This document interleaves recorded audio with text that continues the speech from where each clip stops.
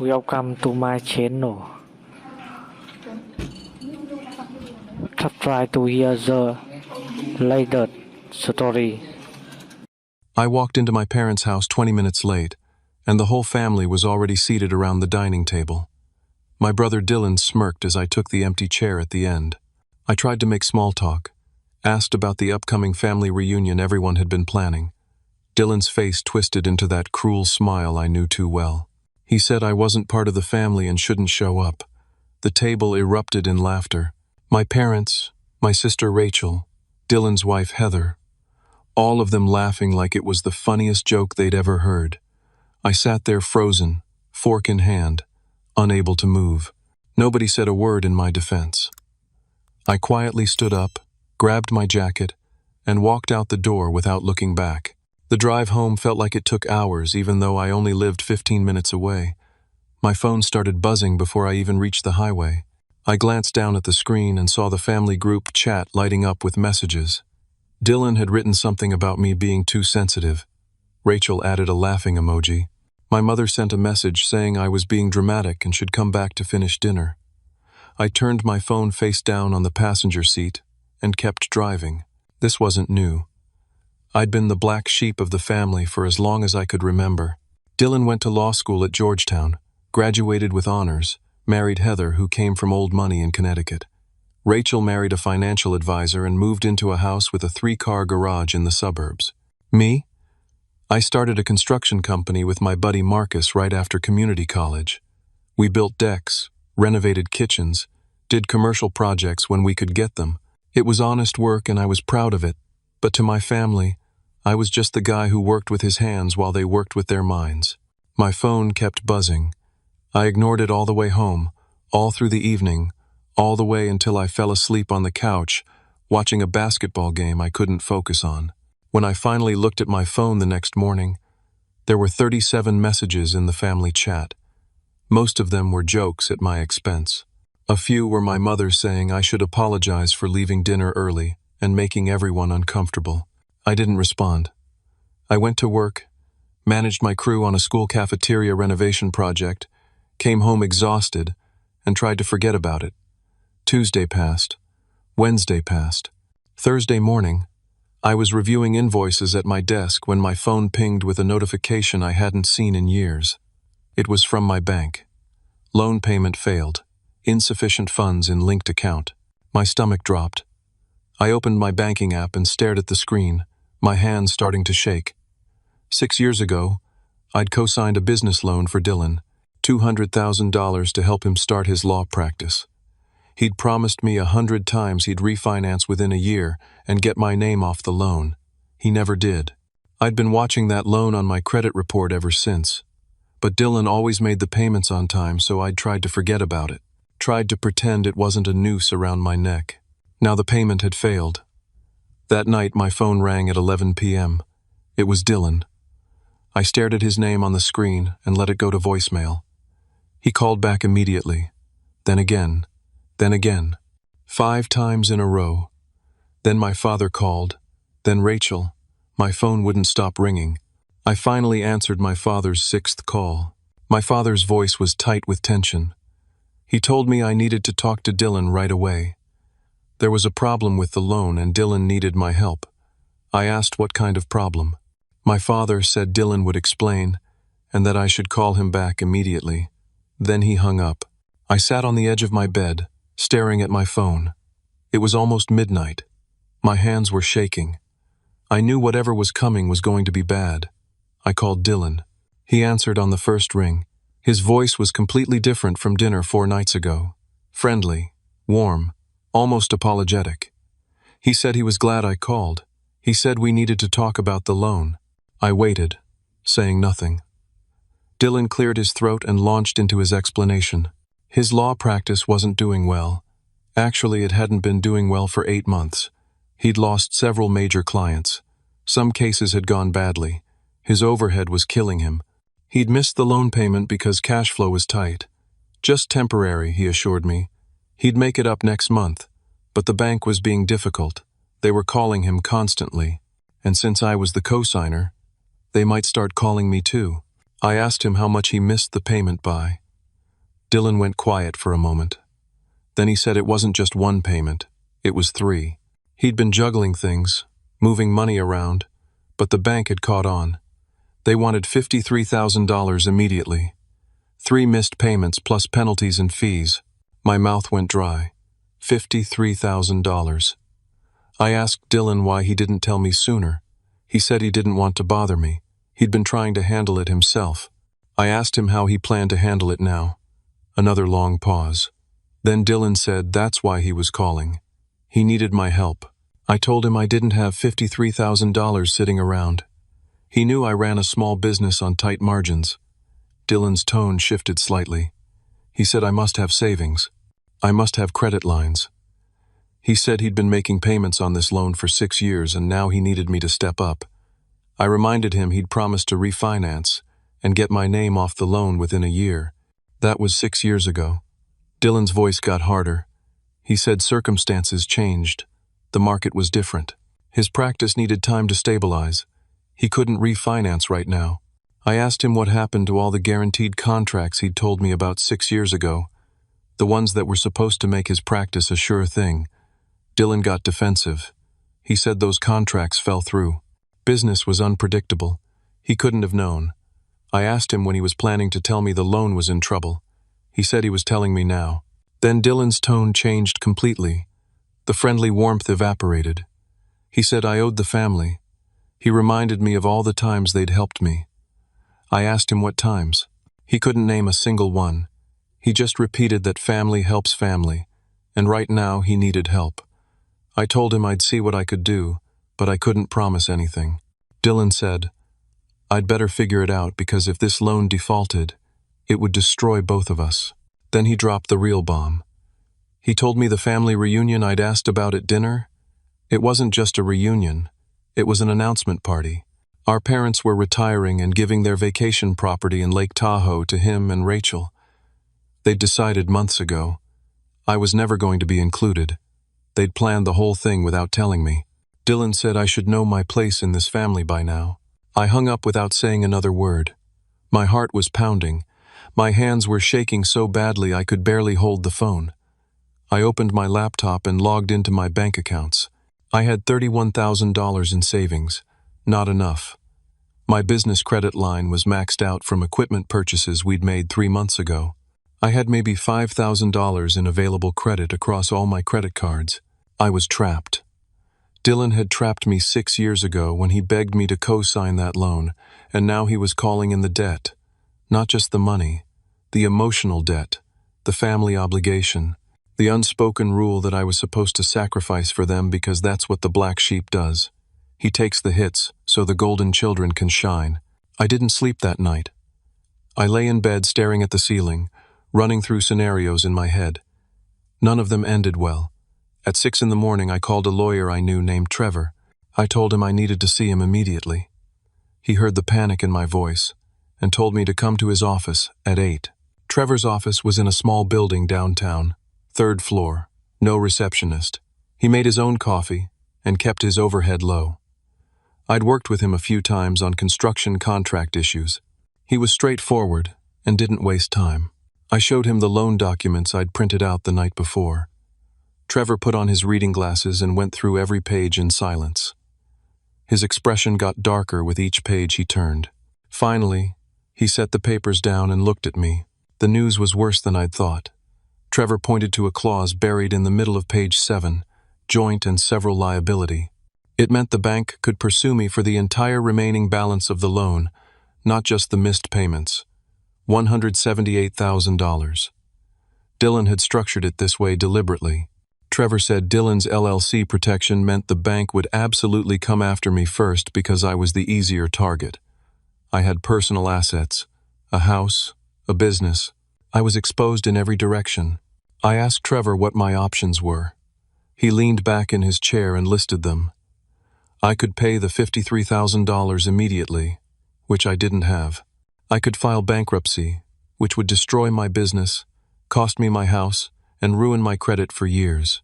I could sue Dylan for fraud, but that would take years, cost tens of thousands in legal fees, and probably fail because I'd signed the loan voluntarily.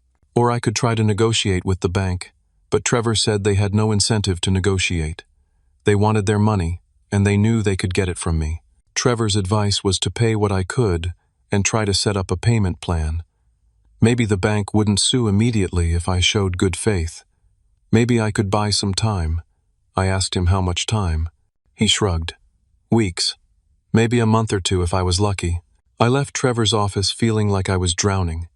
I sat in my truck in the parking lot and tried to think clearly. I needed to make Dylan understand what he was doing to me. I needed to make my family see that they were destroying my life. I drove to Dylan's house. He lived in an upscale suburb 20 minutes north of the city. 4-bedroom colonial with a 2-car garage and a manicured lawn. I pulled into his driveway at 10 in the morning. Dylan's car wasn't there, but Heather's Mercedes was. I rang the doorbell. Heather answered wearing yoga pants and a fitted top, her blonde hair pulled back in a ponytail. She looked annoyed to see me. I asked if Dylan was home. She said he was at the office. I asked if we could talk. She sighed and let me in. We sat in their living room. Everything was spotless and expensive. Leather furniture, hardwood floors, a gas fireplace that probably cost more than my truck. I told Heather I needed to talk to her about the loan. She cut me off immediately. She said she knew all about it. She'd been managing Dylan's practice for the past year. She handled all the finances. I asked her if she understood what this was doing to me. Heather's expression didn't change. She said I was being dramatic. Dylan had hit a rough patch, but businesses have ups and downs. I needed to be a man and handle my obligations. I told her I'd co-signed the loan as a favor 6 years ago, and Dylan had promised to refinance. Heather waved her hand dismissively. She said promises change when circumstances change. Dylan couldn't refinance right now. End of story. Then she told me something that made my blood run cold. Dylan had missed the payment deliberately. It was a test. They wanted to see if I'd step up and pay it myself without being asked. They were restructuring Dylan's business, and they needed to know if I was reliable, if I could be counted on. Heather stood up and walked to a desk in the corner. She came back with a folder. Inside was a document, a loan assumption agreement. She said if I signed it, I'd take full responsibility for the entire $178,000. Dylan would be released completely. His name would come off the loan. Just mine would remain. I stared at her in disbelief. I asked her if she was serious. She said completely serious. This was the cleanest solution. I'd assume the loan, refinance it on my own terms, and everyone could move on. I asked her what happened if I didn't sign. Heather's expression went cold. She told me that if I refused, they'd make sure everyone in their professional and social circles knew I was trying to destroy Dylan's career over money. Dylan had connections all over the legal community. He had friends in city government. Heather said they'd make sure I never got another municipal contract for my construction business. They'd ruin my reputation, make sure everyone knew I was the kind of person who turned on family when things got difficult. I stood up. I told Heather she and Dylan could go to hell. I walked toward the door. She called after me, saying I was making a huge mistake. I didn't respond. I got in my truck and drove away, my whole body shaking with rage. That evening, I was sitting at home trying to figure out my next move when I checked social media. Dylan had posted something an hour ago. It was vague but pointed. He wrote about how hard it was when family members tried to sabotage your business during difficult times, how some people couldn't handle other people's success, how he was grateful for his real friends who stood by him. The comments were already rolling in. Friends and extended family members expressing support, telling Dylan to stay strong, asking who would do something so terrible. Nobody mentioned my name, but I knew it was coming. Dylan was building a narrative. I was going to be the villain. 2 days passed. I didn't hear from Dylan or my parents. I spent those days working, trying to focus on my business, trying to figure out what to do.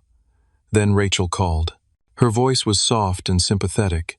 She said she'd heard about the situation with Dylan and the loan. She said it was terrible, and she wanted to help.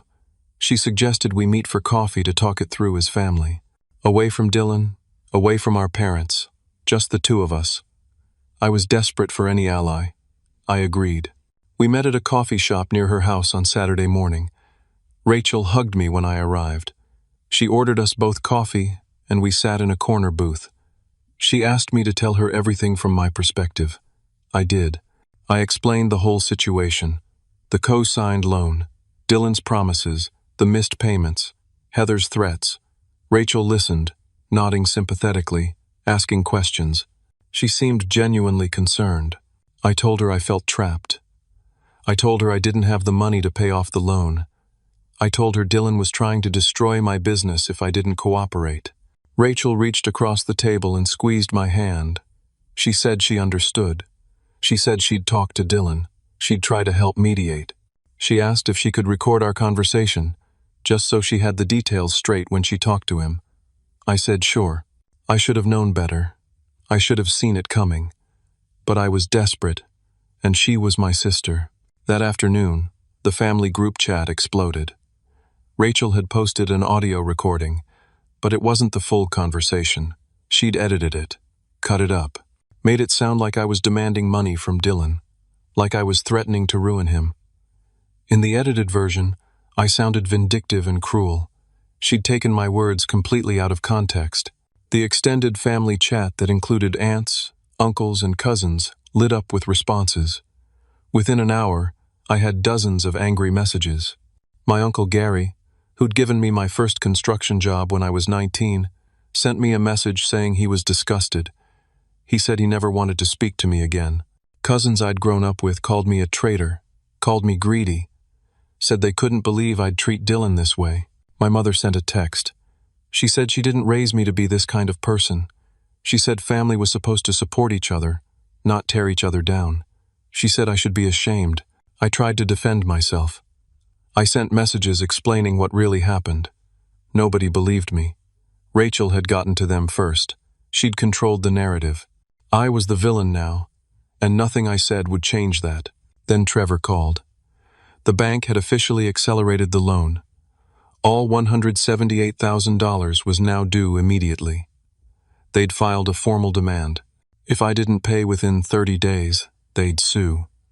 Trevor said Dylan's lawyer had been feeding information to the bank, making me look like a flight risk, making it seem like I was trying to dodge responsibility. I asked Trevor how Dylan's lawyer even knew to do that. Trevor said Dylan's lawyer was probably coordinating the whole thing. They were building a legal case to force me into bankruptcy, or force me to sign over assets. The next blow came 2 hours later. I got a call from the city procurement office. One of my contracts, a school renovation worth $80,000, was under review. Irregularities in the bidding process, they said. They needed to verify everything before proceeding. The procurement officer's name was Nathan Bradley. I looked him up. He'd gone to law school with Dylan. Then 2 of my private clients called within an hour of each other. Both said they needed to postpone their upcoming projects. Family issues, budget concerns, vague excuses. I knew what was happening. Dylan was using his connections to strangle my business. That night, my business partner Marcus called. He wanted to meet first thing Monday morning. His voice was tense. He said we needed to talk about the future of the company. I asked him what he meant. He said we'd talk Monday. I barely slept that weekend. Monday morning, Marcus came to our office early.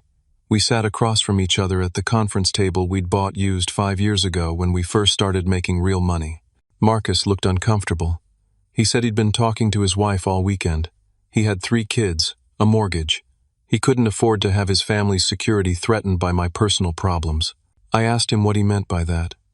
Marcus said if my financial issues threatened the business, he needed to protect himself. He'd talked to a lawyer about dissolving our partnership. He didn't want to do it, but he had to think about his family first. I felt like I'd been punched in the stomach. Marcus was the one person I'd thought I could count on. We'd built this business together from nothing. We'd worked 70-hour weeks, survived recessions, competed against bigger companies. And now he was bailing because my family was destroying me. I told Marcus I understood.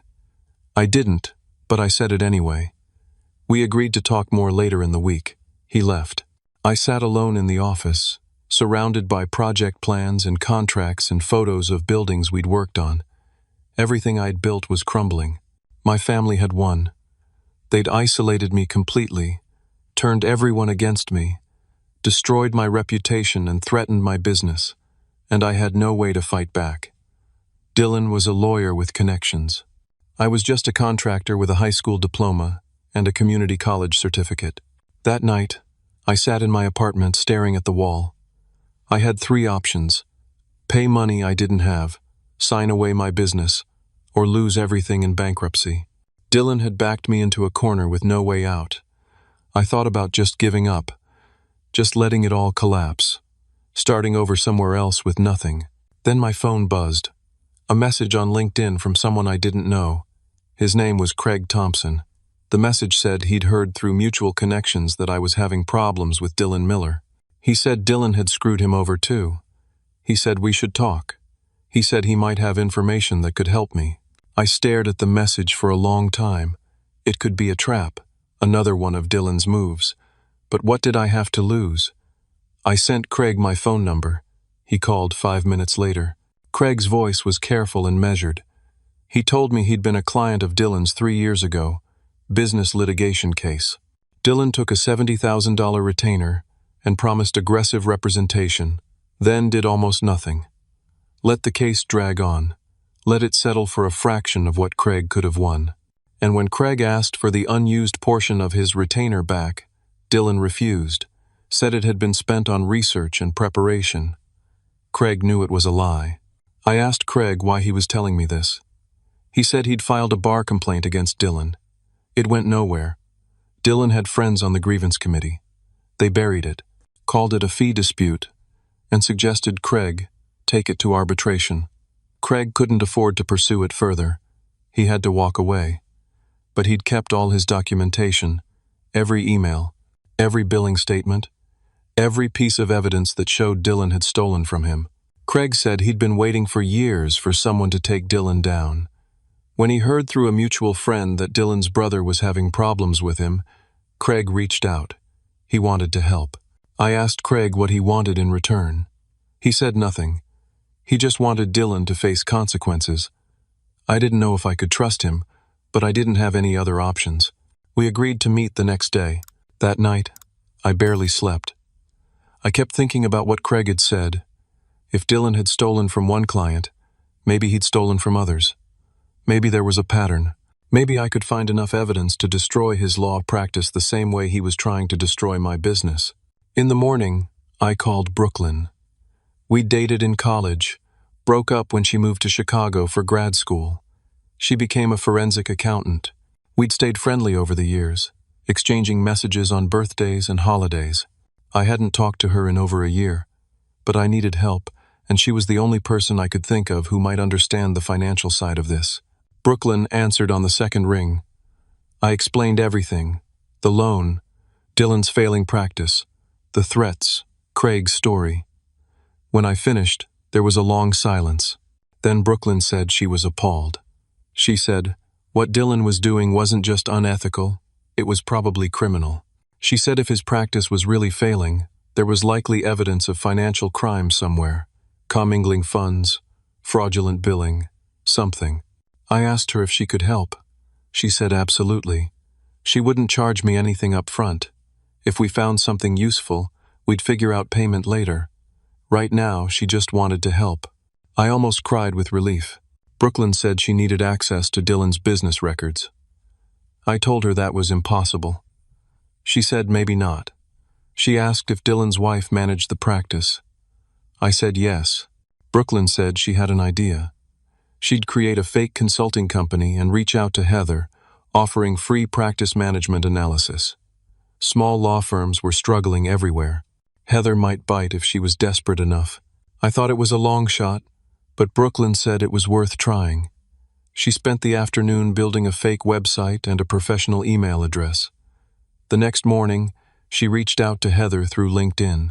The message was perfectly crafted, sympathetic, professional, offering help with no strings attached. Heather responded within 24 hours. She was interested. She said Dylan's practice was going through a transition and they could use some outside perspective. She sent over some basic financial summaries for the analysis. Brooklyn called me that evening. She was excited. The numbers didn't make sense. Dylan had been reporting income that didn't match his client billings.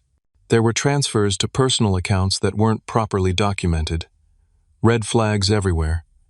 She needed more detailed records to prove anything, but this was the beginning. Then the next blow hit. The bank called. They were done waiting. They were filing suit against me in 48 hours for the full $178,000 plus penalties and legal fees. The total was now $212,000. Once they filed, there would be an automatic lien on my assets, my house, my truck, my share of the business, everything. I had 2 days. Brooklyn said she'd work as fast as she could, but building a case took time. We needed more evidence, more victims, more proof that Dylan was running his practice like a criminal enterprise. That night, I got another message, this time on LinkedIn again, from Craig. He said he'd been making calls. He'd found 2 other former clients of Dylan's who had similar stories. One was a woman named Patricia who'd hired Dylan for a divorce case. He took a $40,000 retainer and then barely communicated with her. Let deadlines pass. Finally, she had to hire another lawyer to clean up the mess. Dylan kept the entire retainer. The other was a small business owner named Tom. Dylan represented him in a contract dispute, took $35,000 up front, did minimal work. The case settled badly. Tom asked for an accounting of how his retainer was spent. Dylan sent a vague bill with no detail. Tom filed a bar complaint too. It went nowhere. Craig said both Patricia and Tom were willing to talk to me. They'd kept their documentation. They wanted Dylan held accountable. I called Brooklyn immediately. She said this was huge. Multiple victims with the same pattern meant we could build a fraud case, but we still needed Dylan's actual business records. We needed to prove he was systematically stealing from clients and hiding the money. I met with Craig, Patricia, and Tom the next day. We sat in a conference room at a library, spreading documents across the table. The pattern was obvious. Dylan took large retainers, did minimal work, kept the money. When clients complained, he either ignored them or sent bogus bills that didn't add up. He'd been doing this for at least 4 years. Brooklyn reviewed everything. She said Dylan wasn't just unethical, he was stealing, and if he was commingling client funds with personal accounts, that was a serious crime. Lawyers have to keep client money separate. If Dylan was mixing it all together, he could lose his license and face criminal charges. But we still needed proof. We needed his trust account records. We needed his actual financial statements. We had 36 hours before the bank sued me. I decided to try something desperate. I called Dylan. I told him I had evidence of fraud and theft. I wanted to meet, just the 2 of us, no lawyers. Dylan was quiet for a moment. Then he laughed. He said I was bluffing, but he agreed to meet, probably thought I was coming to beg. We agreed to meet at a diner the next morning. I had 1 day left before the bank sued me, 1 chance to get Dylan to back down, or 1 chance to get him to confess on tape. That night I couldn't sleep. I kept rehearsing what I'd say, how I'd play it. Brooklyn told me to stay calm, let Dylan talk. People like him couldn't help but brag when they thought they'd won. The next morning came too fast. I drove to the diner, my hands sweating on the steering wheel. This was it. Everything came down to the next hour. I got to the diner 15 minutes early, sat in a booth in the back, ordered coffee I couldn't drink. My stomach was in knots. Dylan walked in exactly on time, looking confident. He wore an expensive suit. His hair was perfect. He slid into the booth across from me with a smug smile.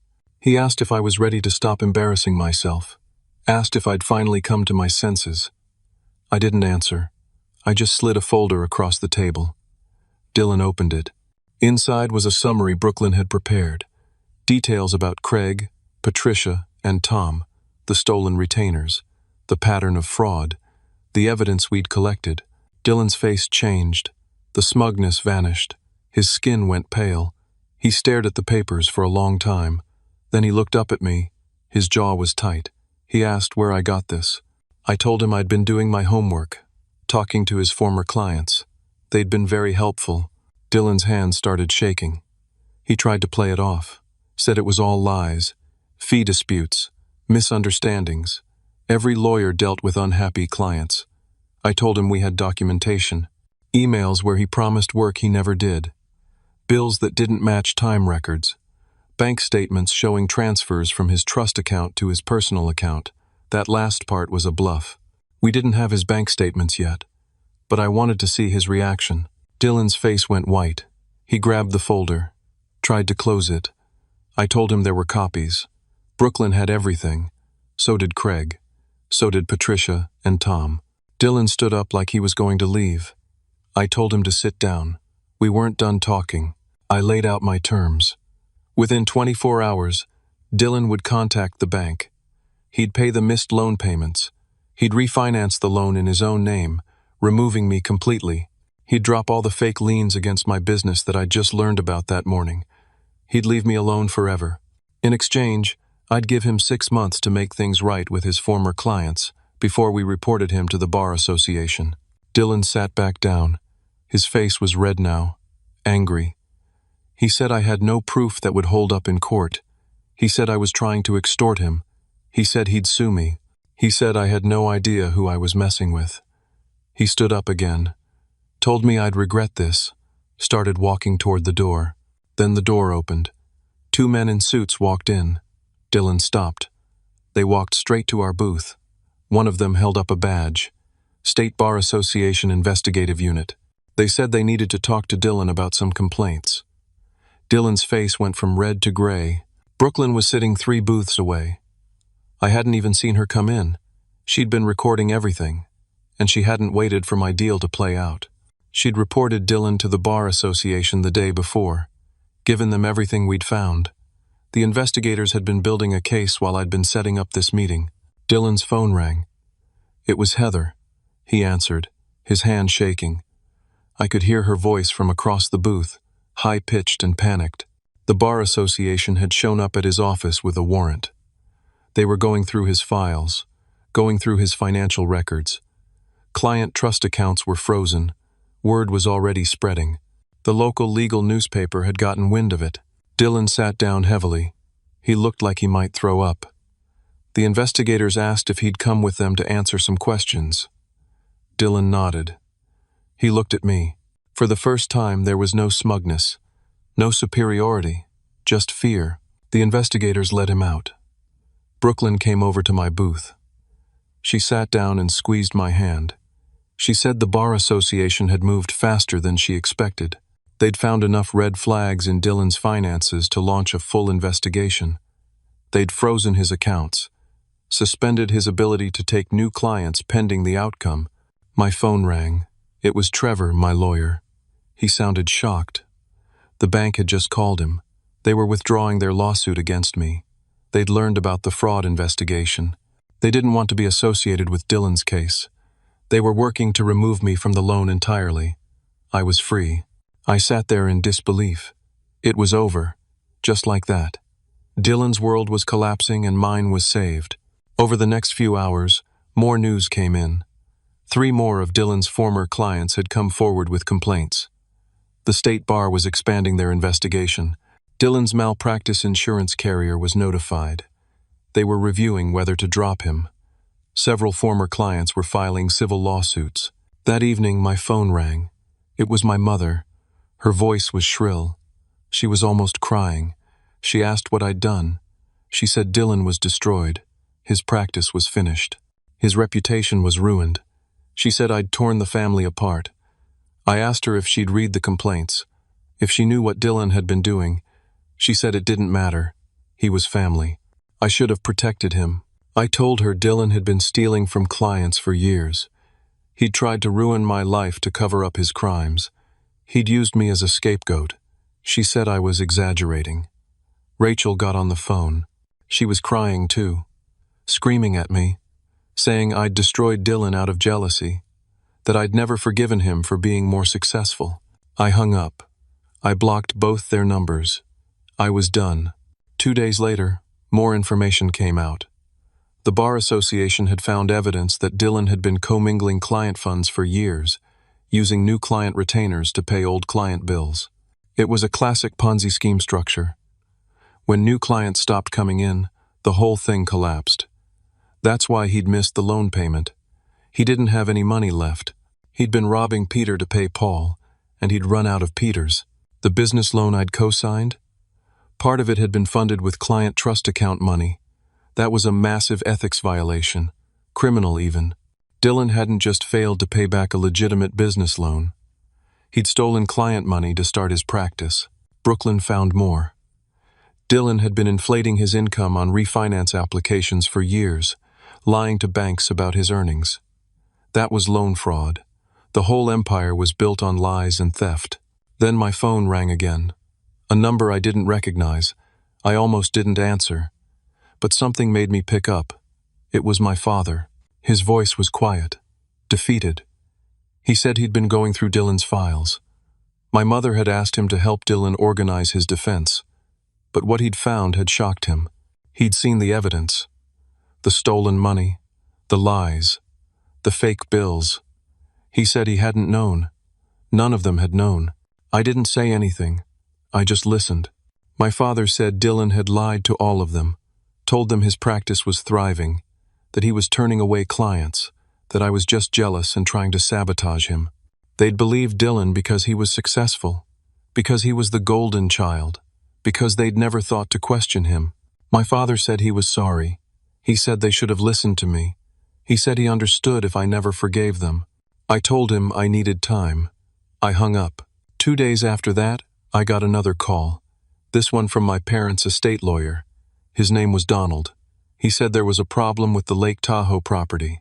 Because of Dylan's legal troubles and potential criminal liability, any assets transferred to him in the next few years could be seized by creditors or by victims in civil suits. Transferring the property to Dylan now would be reckless. It could be seen as an attempt to hide assets. The lawyer was recommending they not give the property to anyone right now. Maybe sell it instead. But my parents had asked a different question. If they couldn't give it to Dylan, would it be better to give it to me? I was clean. No legal troubles. No debt problems. I'd actually helped expose Dylan's crimes.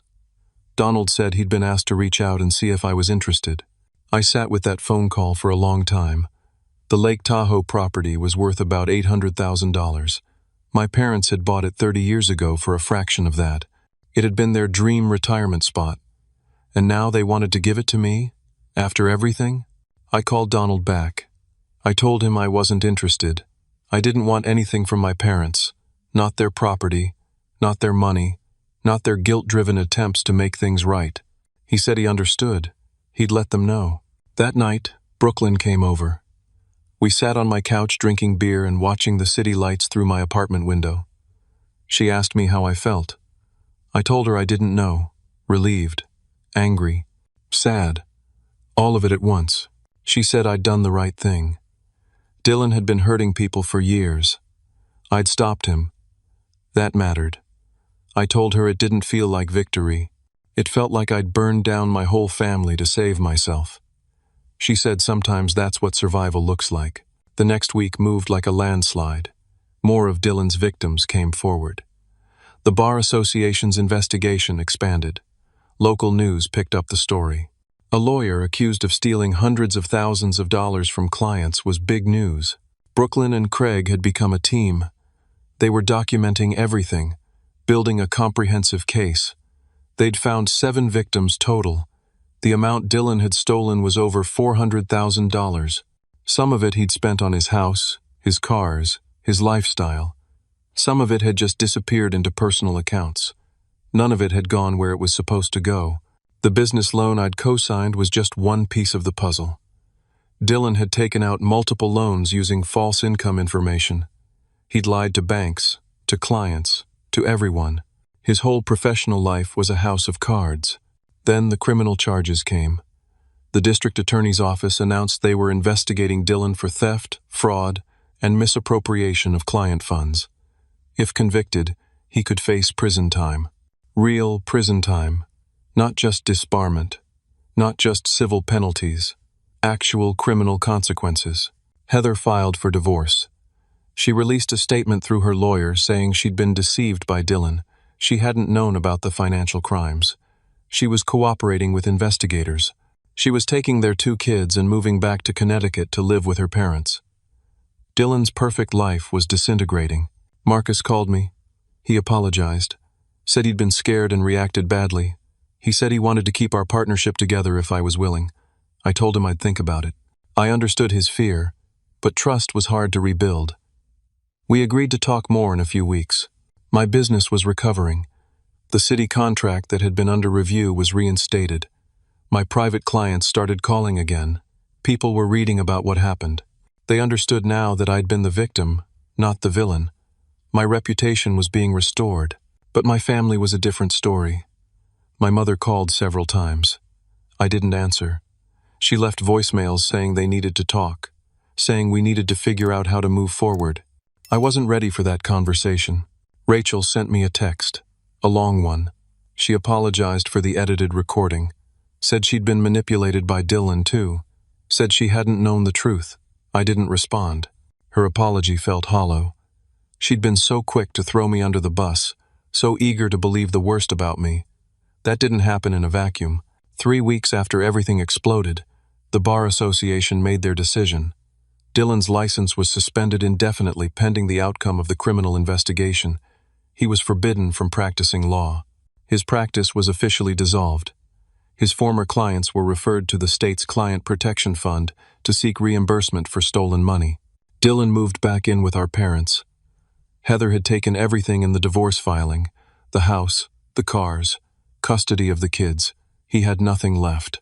He was living in his childhood bedroom at age 39, facing criminal charges, his career destroyed, his reputation in ruins. I should have felt satisfied. This was justice. He tried to destroy me, and instead destroyed himself. But mostly I just felt tired and sad. This was my brother. I'd looked up to him when we were kids. I'd wanted his approval, his respect. Instead, I'd gotten betrayal and cruelty, and now I'd played a role in bringing him down. Brooklyn reminded me I hadn't destroyed Dylan. He'd destroyed himself. I just refused to let him take me down with him. There was a difference. A month after the Bar Association's decision, my father called again. He asked if I'd come to dinner. Just him and my mother. No Dylan, no Rachel. He said they needed to talk to me, needed to explain some things. I agreed. I drove to their house on a Sunday evening. It felt strange walking through that door. The last time I'd been there was the night Dylan humiliated me at dinner. The night this all started. That felt like years ago. My parents were in the living room. They both looked older, tired. My mother had been crying. My father stood up when I walked in. He hugged me. That surprised me. We weren't a hugging family. We sat down. My mother started talking. She said they'd been blind. They'd favored Dylan his whole life, put him on a pedestal, made excuses for him. They'd done the same with Rachel.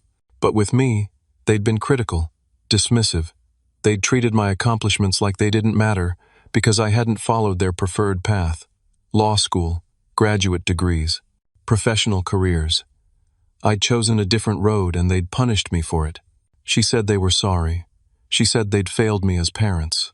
She said they understood if I couldn't forgive them. My father said they'd been talking to a family therapist, trying to understand how things had gotten so broken. The therapist had helped them see patterns they'd been blind to for decades. The golden child, the scapegoat, the family dynamics that had poisoned everything. He said they wanted to do better. They wanted to rebuild. But they understood it would take time. They understood I might not be willing to try. I sat there listening. Part of me wanted to yell at them, to list every time they'd chosen Dylan over me, every time they'd laughed at my expense, every time they'd made me feel like I wasn't good enough. But another part of me was just exhausted. Yelling wouldn't fix anything. It wouldn't change the past. I told them. I appreciated the apology. I told them I needed time. I wasn't ready to pretend everything was fine, but I wasn't cutting them off completely either. We'd take it slow, see how things went. They nodded. They said they understood. As I was leaving, my mother asked if I'd come to Thanksgiving. It was 2 months away. She said it would just be family. Dylan would be there. Rachel, too. But if I came, they'd make it clear that certain behaviors weren't acceptable anymore. No jokes at my expense. No dismissing my life. Real respect. I told her I'd think about it. Driving home, I felt something shift. Not forgiveness exactly, not trust, but maybe the beginning of acceptance. My family had hurt me. They'd failed me in fundamental ways, but they were trying to acknowledge it. That was something. Not enough, but something. Brooklyn was waiting at my apartment when I got home. I'd given her a key a week earlier. We'd been spending most nights together, falling back into old patterns, old feelings. It felt right in a way. Nothing had felt right in years. She asked how it went. I told her about the apology, the therapy, the Thanksgiving invitation. She asked what I was going to do. I said I didn't know yet. She said whatever I decided, she'd support me. That night, lying in bed, I thought about everything that had happened. 2 months ago, I was the family scapegoat, the black sheep, the failure. I'd been trapped by a loan I never should have signed. My business was threatened. My reputation was destroyed. I had no allies and no way out. Now Dylan was the one facing ruin. I was free. My business was growing. I had Brooklyn. I had real friends who'd stood by me. Craig, who'd reached out when he had nothing to gain. Trevor, who'd helped me navigate the legal maze. Marcus, who'd apologized and wanted to rebuild. Patricia and Tom, who'd been brave enough to come forward. I'd lost my family, or at least the version of family I'd grown up with. But maybe that wasn't a loss. Maybe that was freedom. Thanksgiving came. I decided to go. Brooklyn came with me. I told my parents ahead of time that I was bringing her. They said of course. They sounded genuinely happy I'd be there. We arrived at their house at 2 in the afternoon. Dylan's car was already in the driveway. So was Rachel's. My stomach tightened. Brooklyn squeezed my hand. We walked in together. The house smelled like turkey and stuffing. My mother was in the kitchen. She hugged me when we walked in, hugged Brooklyn too. My father was in the living room. He shook my hand, smiled, genuine warmth in his eyes. Dylan was on the couch. He looked terrible. He'd lost weight. His face was drawn. He had dark circles under his eyes. He didn't look up when I walked in. Rachel was sitting in a chair by the window. She gave me a tight smile. It didn't reach her eyes. Dylan's daughter, Emily, ran up to me. She was 8 years old. Blonde hair and pigtails. She hugged my legs and asked where I'd been. She said she missed me at family dinners. My throat tightened. I told her I'd been busy with work. We sat down for dinner. The table was set nicely. My mother had made all the traditional dishes: turkey, mashed potatoes, green bean casserole, cranberry sauce. For a while, everyone just ate in silence. It was awkward, heavy. Then Emily asked the question that broke everything open. She looked at me with those big, innocent eyes and asked why I didn't come to family events anymore, why I was never around. The table went silent. Everyone stopped eating. My mother looked panicked. My father stared at his plate. Dylan's face went red. Rachel looked away. I could have lied, could have made up something easy. But I was done with easy lies. I looked at Emily and spoke gently. I told her sometimes people and families hurt each other. And when that happens, you have to protect yourself. It doesn't mean you stop loving them, but you have to love yourself more. You have to choose your own peace and safety first. My mother started to say something. My father put his hand on her arm. She stopped. Dylan stared at his plate. His hands were shaking. Rachel's eyes were wet. My father cleared his throat. He looked at me and said quietly, "We should have listened to you. We should have protected you. I'm sorry." It wasn't a full apology. It wasn't everything I needed. But it was something. It was acknowledgement. It was the first time my father had ever validated my pain in front of the whole family. The rest of dinner was quiet, but less tense. Emily chattered about school. My mother asked Brooklyn about her work. My father talked about a documentary he'd watched. Normal things, surface things. But there was an understanding underneath it all. Things had changed. The old dynamics were broken. What came next was uncertain. After dinner, I told my parents I'd come to future events, but only under certain conditions. They had to acknowledge what Dylan had done was wrong. They had to stop expecting me to pretend it didn't happen. They had to treat me with respect, not as the black sheep, not as the family failure, as an equal. They agreed. They said they'd try. They said it would be a process. I said I knew. I said I was willing to try if they were. We left it at that. Driving home with Brooklyn, I felt lighter than I had in months, maybe years. She asked me how I felt. I told her I felt free. I'd spent 32 years trying to earn love from people who were never going to give it freely. I thought if I was helpful enough, successful enough, quiet enough when they mocked me, they'd finally see my worth. But that's not how it works. Real family, the people who truly matter, they see your worth without you having to prove it. They don't make you earn basic respect and kindness. Dylan didn't just try to steal my money. He tried to steal my dignity, my reputation, everything I'd built. And he almost succeeded because I was still operating under old rules. The rules that said family loyalty meant absorbing their cruelty in silence. The rules that said I was supposed to sacrifice myself so the golden children could shine. The moment I fought back, I lost almost everyone. And that was okay, because what I lost wasn't real to begin with. You can't lose something you never actually had. I learned that protecting yourself isn't betrayal. Setting boundaries isn't cruelty. Walking away from people who hurt you isn't weakness. It's the strongest thing you can do. Some families are bound by love and respect. Others are bound by obligation and guilt. I finally understood the difference, and I chose to build something better. Dylan's still my brother. My parents are still my parents, but they're no longer the center of my universe. I am. The people who love me for real, they are. Brooklyn, Craig, the friends who stood by me, the employees who depend on me, the clients who trust me. That's my family now. And that reunion they didn't want me at, I threw my own. Filled it with people who actually wanted me there. Best decision I ever made. Sometimes the family you need isn't the one you're born into. Sometimes you have to build it yourself, one honest relationship at a time. And when you do, you realize you were never the problem. You were just in the wrong room. I walked out of that dinner 6 months ago with nothing but humiliation. Today, I have everything that actually matters. Funny how that works. The reunions whenever I say it is. And everyone there actually wants me to show up. 6 months later, my business was thriving. Marcus and I had rebuilt our partnership on stronger ground. We'd hired 3 new employees. We'd landed 2 major commercial contracts. The school renovation project that had been under review became one of our showcase projects. Word of mouth brought new clients every week. Brooklyn and I moved in together, got a place with big windows and enough room for both of us to work from home when we needed to. She'd started her own forensic accounting firm, specialized in uncovering financial fraud. She had more work than she could handle. Dylan was still living with our parents. The criminal charges were moving through the system slowly. His lawyer was negotiating a plea deal. He'd probably avoid prison but would have to make restitution to his victims, pay back what he stole.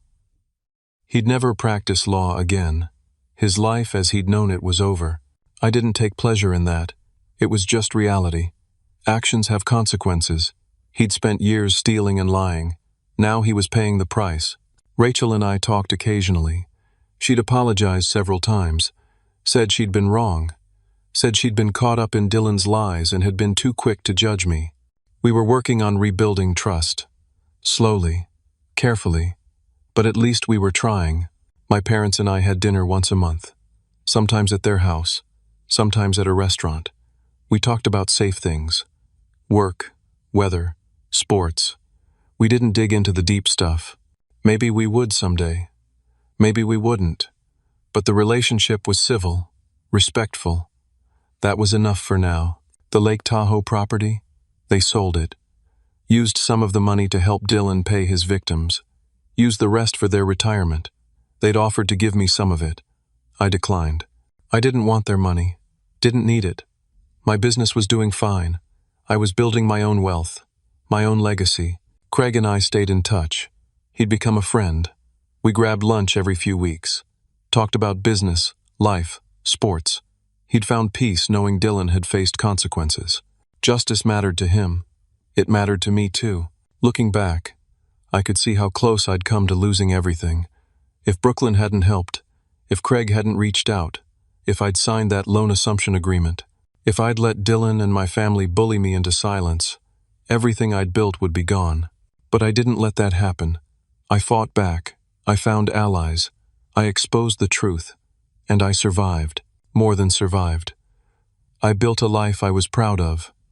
A life surrounded by people who actually cared about me. People who saw my worth without me having to prove it every single day. That's the lesson I carried forward. That's what I wanted to share. You don't owe anyone your self-destruction. Not family. Not friends. Not anyone. If someone demands you set yourself on fire to keep them warm, walk away. Let them find their own warmth. Protect your own flame. Family is supposed to be a source of support and love, but sometimes it's not. Sometimes it's a source of pain and obligation. And when that happens, you have the right to choose yourself, to build boundaries, to walk away if necessary. I didn't tear my family apart. Dylan did that himself. I just refused to let him take me down with him. There's a difference. And to anyone out there dealing with something similar, dealing with family members who use you, who disrespect you, who treat you like you're less than them, I want you to know this. You're not crazy. You're not being dramatic. Your feelings are valid. Your boundaries are necessary. And walking away is sometimes the healthiest thing you can do.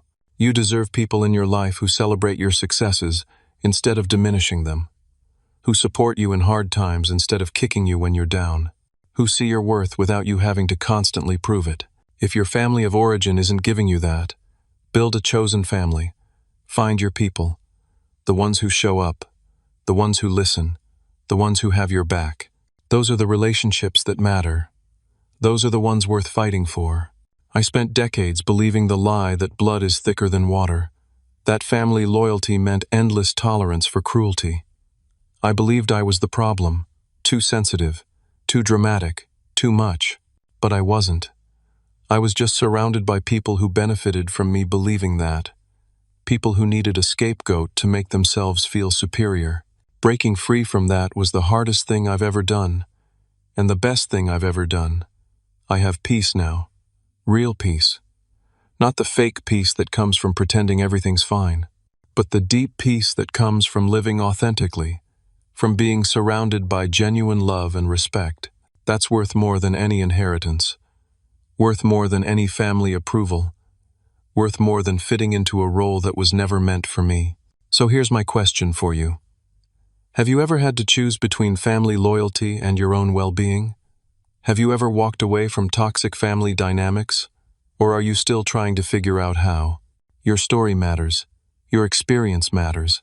Share it in the comments below. Let's support each other. Let's remind each other that we're not alone. And if this story resonated with you, if it helped you feel less alone or gave you courage to set your own boundaries, I'd appreciate it if you'd hit that like button. Subscribe to hear more stories about real struggles and real triumphs. Share this with someone who might need to hear it. Someone who's trying to figure out their own family dynamics. Someone who needs permission to choose themselves. Thank you for listening to my story. Thank you for being here. I hope you find your own peace, your own chosen family, your own version of freedom. You deserve it. You've always deserved it. Don't let anyone convince you otherwise. Take care of yourselves. Choose yourselves. Build lives you're proud of. And remember, the reunion is whenever you say it is. Make sure it's filled with people who actually want you there.